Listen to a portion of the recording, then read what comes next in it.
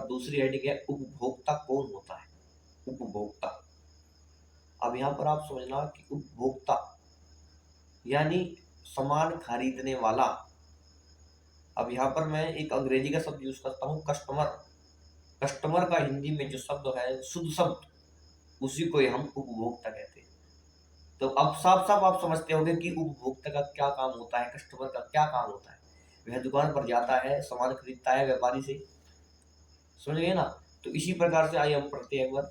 ऐसा व्यक्ति जो अपनी आवश्यकताओं की संतुष्टि के लिए आया, यहाँ पर आवश्यकता की संतुष्टि के लिए वस्तुओं एवं सेवाओं का उपभोग करता है, सेवा को ग्रहण करता है, उपभोग करता है, उसी को ही हम उपभोक्ता कहते हैं। तो आइए तीसरी हेडिंग यहाँ पर है, उत्पादक कौन है। अब उत्पादक, उत्पादक से क्या समझ में आया आपको। उत्पादक से यानी कोई भी वस्तु बनाने वाला, उत्पाद करने वाला उत्पादक, समझ गए ना। तो इसी प्रकार से ऐसा व्यक्ति जो लाभ अर्जन के उद्देश्य से वस्तुओं एवं सेवाओं का उत्पादन एवं विक्रय, बेचना, विक्रय का अर्थ यहाँ पर बेचना होता है, विक्रय करता है, उसी को हम उत्पादक कहते हैं। देखिए यहाँ पर ऐसा व्यक्ति होता है जो केवल लाभ अर्जन के उद्देश्य से वस्तुओं एवं सेवाओं का क्या करता है, विक्रय करता है। उत्पादन साथ साथ, उत्पादन के साथ साथ उसका विक्रय करता है, उसी को हम उत्पादक कहते हैं। तो साथियों आपकी समझ में आ गई होगी। अब साथियों सबसे जो महत्वपूर्ण प्रश्न हमारा यहाँ पर आता है वो ये कि दुर्लभता है क्या। आप दुर्लभता से क्या समझते हो, तो आइए समझते हैं। वह स्थिति जिसमें साधनों की मांग साधनों की पूर्ति से अधिक होती है। अब यहाँ पर आप समझने का प्रयास कीजिए, भाई ये वह स्थिति है जिसमें साधनों की जो मांग होती है वो पूर्ति से अधिक होती है। अब साधनों की मांग किस प्रकार से, या यदि आप देखिए यहाँ पर हमारे 50 साधन है, 50 साधन है, और जो हमारी मांग हो रही है वो 55 की हो रही है, तो वो किस प्रकार होगी, वो नहीं हो सकती। तो इसी को हमने यहाँ पर, जो साधनों की मांग है वो तो है 55, और जो यहाँ पर पूर्ति हो पा रही है वो है यहाँ पर 50। तो ये दुर्लभता मानी जाएगी ना। उन्हें तो चाह रही है 50 और हमारे पास है 55 साधन, तो ये हमारी दुर्लभता मानी जाएगी। तो साथियों इसी को हम दुर्लभता हमने कहा है। तो आइए बहुत ही मेन पॉइंट यहाँ पर है, चुनाव क्या है। यहाँ पर सीमित विकल्पों में से चयन की प्रक्रिया को चुनाव कहते हैं। अब यहाँ पर देखिए चुनाव कब होगा, चुनाव कब होगा, अब ये समझने का प्रयास कीजिए। यदि हमारे विकल्प ही, सीमित विकल्प ही नहीं रहेंगे, असीमित विकल्प रहेंगे, कितने ही ले लो पार्टी में, तो वो चुनाव नहीं माना जाएगा। सीमित विकल्प यानी हमारी यदि 10 पार्टियां हैं, उन 10 पार्टियों में से हमको एक को चुनना है, तो वही हमारा सीमित विकल्प कहलाता है। तो सीमित विकल्प में से किसी एक को चुनना ही हमारा चुनाव कहलाता है। समझने का प्रयास करना साथियों यहाँ पर। अब यहाँ पर बहुत ही मेन पॉइंट यहाँ पर दूसरा आता है, आर्थिक क्रिया क्या है। आर्थिक क्रिया, आर्थिक का अर्थ यहाँ पर पैसों से जुड़ी हुई क्रिया क्या है यहाँ पर। तो इसमें वह क्रिया शामिल है जिसका संबंध दुर्लभ साधनों के प्रयोग से है। भाई साधन, सामान्य सी बात है, यदि कोई व्यक्ति ऐसे साधन का प्रयोग करता है जो उपयोग करने में कुछ सस्ता है, आर्थिक लागत कुछ कम उसमें लग रही है और कार्य भी बिल्कुल अच्छे तरह कर रहा है, तो उसी को हमने यहाँ पर आर्थिक क्रिया कहा है। तो साथियों बहुत ही सुंदर एनसीईआरटी का लॉन्ग प्रश्न बनाया गया है, उसी का हम देखते हैं कि व्यष्टि अर्थशास्त्र की विशेषता यहाँ पर बताइए। व्यष्टि अर्थशास्त्र जो अभी हमने पढ़ा था, व्यष्टि अर्थशास्त्र जिसके अंतर्गत व्यक्तिगत इकाइयों का अध्ययन किया जाता है, व्यष्टि अर्थशास्त्र कहलाता है। तो इसकी अब हमें विशेषताएं बतानी है। विशेषताएं किस प्रकार बताई, आइए देखते हैं।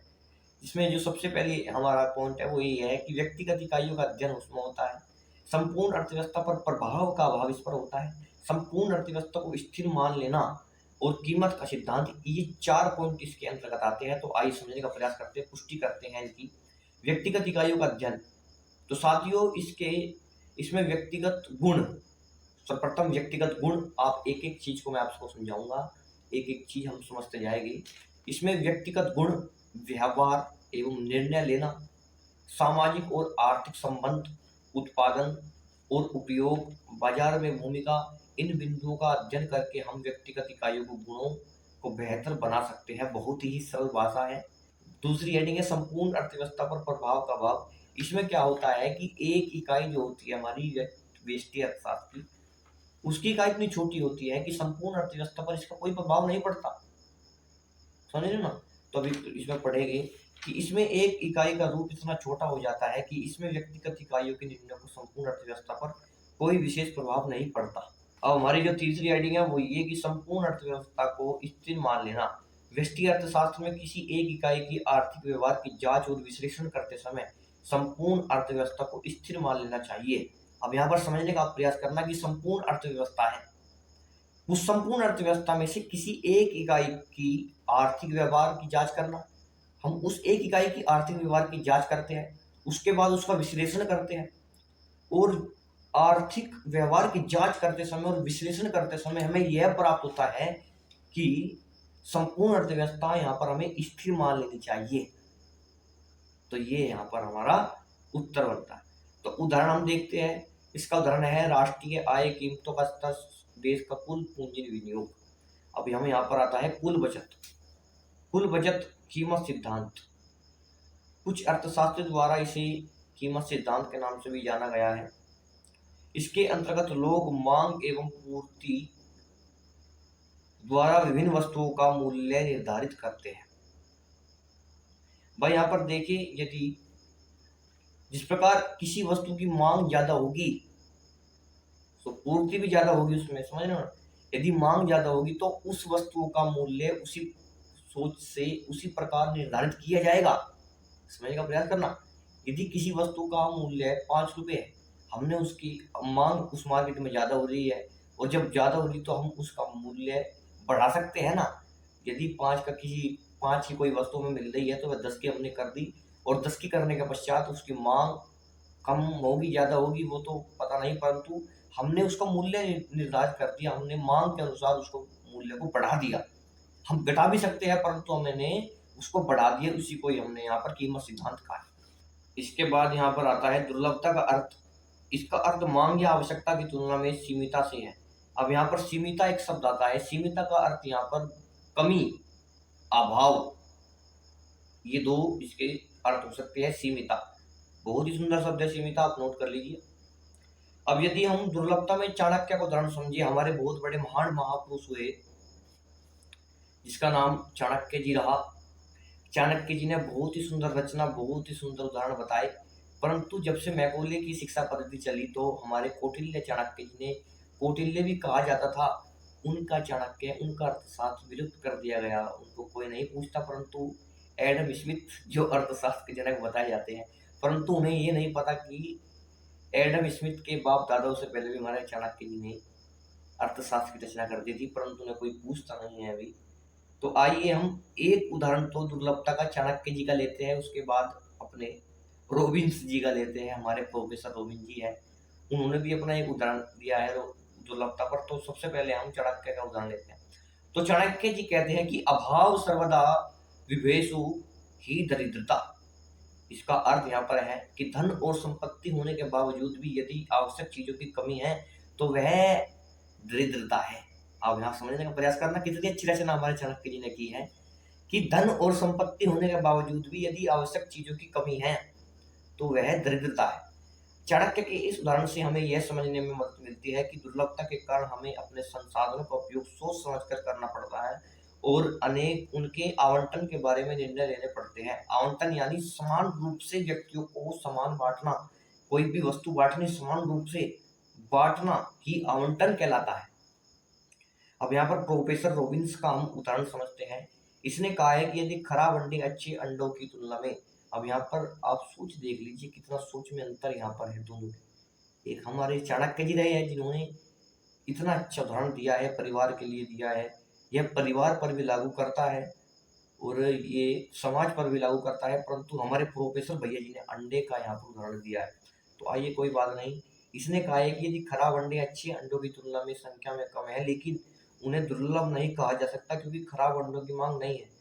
खराब अंडों की मांग नहीं होती, अतः मांग के आधार पर खराब अंडे दुर्लभ नहीं कहे जा सकते, परंतु इसके विपरीत करोड़ों टन खाद्यान्न उपलब्ध होते हुए भी खाद्यान्न दुर्लभ ही कहे जा सकते हैं। सामान्य बात है, यदि खराब अंडे हैं और खराब अंडों की संख्या ज्यादा है, जो खाने योग्य अंडे हैं उनकी संख्या कम है, परंतु उन्हें जो खराब अंडे हैं उन्हें दुर्लभ नहीं समझा जा सकता। क्योंकि खराब अंडों को, जो खराब अंडों की मांग है वो नहीं है, खराब अंडे बाजार में नहीं बिक सकते, जिस कारण से खराब अंडों को हम दुर्लभ नहीं कह सकते। और जो खाने योग्य वस्तुएं होती हैं, खाने योग्य पदार्थ होते हैं, वे निरंतर उनमें वृद्धि भी होती जाती है और निरंतर उनमें कमी भी होती जाती है। समझने का प्रयास करना, उनमें निरंतर वृद्धि भी होती जाती है और निरंतर उनमें कमी भी होती जाती है। अतः किसी वस्तु की दुर्लभता केवल उसकी मात्रा के द्वारा ही नहीं बल्कि उसकी मांग के द्वारा भी निश्चित होती है। अब यहाँ पर रोबिन्स द्वारा दी गई दुर्लभता की परिभाषा कैसी है वो भी आप समझने का प्रयास करना। अर्थशास्त्र वह विज्ञान है, रोबिन्स द्वारा दुर्लभता की परिभाषा दी गई है, आप नोट करना यहाँ पर कि अर्थशास्त्र वह विज्ञान है जो विभिन्न उपयोगों वाले दुर्लभ साधनों तथा उद्देश्यों से संबंध रखने वाले मानवीय व्यवहार का अध्ययन करता है। उसे ही हमने दुर्लभता की परिभाषा दी है। अब विनिमय क्या होता है? विनिमय तो वह प्रक्रिया जिसका संबंध वस्तुओं तथा सेवाओं का मुद्रा के आदान प्रदान से है। शब्द अक्सर अर्थशास्त्र व्यवसाय में उपयोग किया जाता है, अर्थात दो या दो से अधिक पक्षों के बीच वस्तुओं तथा सेवाओं के आदान प्रदान को विनिमय कहते हैं। दो हमारे पक्ष हो गए, दो या दो से अधिक पक्षों के बीच वस्तुओं का जब आदान प्रदान होगा उसको ही हम वस्तु विनिमय कहेंगे। समझने का प्रयास करना। उसके बाद हमारा वस्तु कीमत निर्धारण होगा। वस्तु कीमत निर्धारण, इसके अंतर्गत बाजार की विभिन्न दशाओं के अंतर्गत वस्तु की कीमत निर्धारण का अध्ययन इसके अंतर्गत किया जाएगा। साधन का निर्धारण, इसके अंतर्गत उत्पादन के विभिन्न साधनों जैसे भूमि, श्रम, पूंजी आदि के पुरस्कार निर्धारण की व्याख्या की जाती है। इस क्रिया को वितरण भी कहा है। तो बहुत सरल हिंदी है, आपको बहुत ही आसानी से समझ में आ रही होगी। तो अब जो हमारी लास्ट हेडिंग वो ये है कि साधन का निर्धारण क्या है। इसके अंतर्गत उत्पादन के विभिन्न साधनों जैसे भूमि, श्रम, पूंजी आदि के पुरस्कार निर्धारण की व्याख्या की जाती है। इस क्रिया को वितरण भी कहते हैं। तो ये हमारी यहाँ पर ये अंतिम हेडिंग होगी। इन दो पार्टों के साथ हमारा अर्थशास्त्र खत्म होता है, पहला चैप्टर। और आपसे निवेदन है, आप यदि इस चैप्टर के फ्री पीडीएफ नोट्स लेना चाहते हैं, हस्तलिखित नोट लेना चाहते हैं, प्रश्न उत्तर वाले नोट्स लेना चाहते हैं, तो आप टेलीग्राम पर जाइए, टेलीग्राम पर सर्च कीजिए आर्ट साइड स्टूडेंट, वहाँ पर हमारा चैनल आएगा, उस चैनल में ज्वाइन हो जाइए, उस ग्रुप में ज्वाइन हो जाइए। ज्वाइन होने के बाद हमारी अर्थशास्त्र की, इतिहास की, भूगोल की जितने भी वीडियोस वहाँ पर हैं उन सभी की फ्री पीडीएफ नोट्स वहाँ पर उपलब्ध है साथियों। तो साथियों, एक प्रकार की ये सेवा है हमारी, ये सेवा स्वीकार करें। और मैं इसी प्रकार से अपना संयम में जीवन व्यतीत करता रहूँगा और सोशल मीडिया के द्वारा अपना अध्ययन करता रहूँगा साथियों। और भी बहुत से कार्यक्रम हम इस वीडियो के, इस चैनल के माध्यम से करना चाहते हैं। केवल पढ़ाना ही हमारा मकसद नहीं है। युवा किस प्रकार सफलता की ओर जाएगा, युवा किस प्रकार एक क्रांतिकारी सोच लेकर समाज की ओर बढ़ेगा, इन सभी पर हम चर्चाएं करेंगे, इन सभी पर हम कार्यक्रम अपने सेट करेंगे। जितने भी हमारे महत्वपूर्ण दिन आएंगे, हमने अपनी टीम को विस्तार दिया हुआ है, उस टीम के अंतर्गत हम आपको बताएंगे कि हमारा क्या उद्देश्य इसमें होने वाला। तो साथियों, आप सभी से निवेदन है, आप हमारे चैनल से जुड़े, हमारे चैनल को लाइक करें, सब्सक्राइब करें, कमेंट करें, शेयर करें, क्योंकि चैनल के माध्यम से आर्ट साइड स्टूडेंट का जीवन बदलने वाला है।